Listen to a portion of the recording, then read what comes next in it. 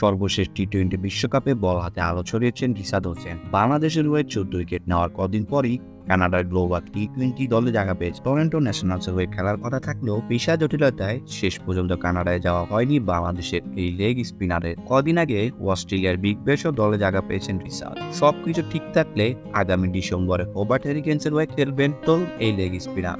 এবার আরও একটি ফ্র্যাঞ্চাইজি টুর্নামেন্টে ডাক পড়ল রিশাদের। গত বছর প্রথমবার মাঠে গড়ানো দিন আফ্রো টি10 লিগে আরআরের বোল্টসের হয়ে খেলবেন তিনি। ড্রাফটসের আগে সরাসরি চুক্তিতে রিশাদকে দলে নিয়েছে তারা। বাংলাদেশের একমাত্র ক্রিকেটার হিসাবে এবারের আসরের ড্রাফটের আগে দল পেয়েছেন তিনি। রিশাদ ছাড়া অবশ্য আরআরের হয়ে খেলবেন শ্রীলঙ্কার দাসুন সানাকা, সোহান জয়সুরিয়া, নিউজিল্যান্ডের জেমিনি শামস, স্কটল্যান্ডের জর্জ মানজি, ওয়েস্ট ইন্ডিজের কেনান লুইস। যেখানে সানাকা গ্লোবাল সুপারস্টার এবং নিশাম সরাসরি চুক্তি করেছেন আইকন ক্রিকেটার হিসাবে। জিম আফ্রো টি20 লিগে বাংলাদেশের ক্রিকেটারদের মাঝে রয়েছেন তাসকিন আহমেদও। টুর্নামেন্টের প্রথম আসরে সাউদার্ন বেভার্সের হয়ে খেলেছেন তিনি। এদিকে 21 সেপ্টেম্বর পর্দা উঠবে এবারের আসর, যার ফাইনাল অনুষ্ঠিত হবে 29 সেপ্টেম্বর। এর আগে 8 সেপ্টেম্বর অনুষ্ঠিত হবে প্লেয়ার ড্রাফট।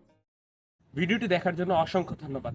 এরকম নিত্য নতুন ভিডিও পেতে বঙ্গ স্পোর্টসের সাথেই থাকুন। ভিডিওটি ভালো লাগলে অবশ্যই লাইক বাটনে ক্লিক করুন। ধন্যবাদ।